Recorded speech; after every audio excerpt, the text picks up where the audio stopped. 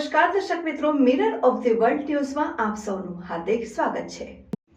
આજે જ ward number 14માં આવતા વિસ્તાર મંગળ બજાર ન્યાય મંદિર વિસ્તારમાં દબાણ શાખાની ટીમ ત્રાટકી હતી। 4 ટ્રક ભરીને સામાન જપ્ત કરવામાં આવ્યો હતો। ડીસીપી સહિત સ્થાનિક પોલીસ સ્ટેશનનો સ્ટાફ દબાણ શાખાની ટીમ ઉપસ્થિત રહીને ત્યાં જેટલા પણ દબાણ કરતા હતા તેઓનું દબાણ દૂર કરવામાં આવ્યું ને સામાન જપ્ત કરવામાં આવ્યો। ન્યાય મંદિર પાસે ગેરકાયદેસર પાર્કિંગમાં ઉભેલી ગાડીઓ પણ દંડ ભરીને ખસેડવામાં આવે તેવી ડીસીપી અભિષેક ગુપ્તાએ ટ્રાફિક પોલીસને તાત્કાલિક સૂચના આપી હતી। દબાણ શાખાની ટીમ આવી પહોંચતા જ વેપારીઓ તોડાતોડી કરી મૂકી હતી અને સામાન લઈને દુકાનમાં નાખવામાં આવ્યો હતો। નાગરિકોનું કહેવું છે કે આ કામગીરી એક દિવસ પૂરતી સીમિત ન રહેતા કાયમી ધોરણે આનું નિરાકરણ લાવવામાં આવે તેવી લોક માંગ ઉઠી છે।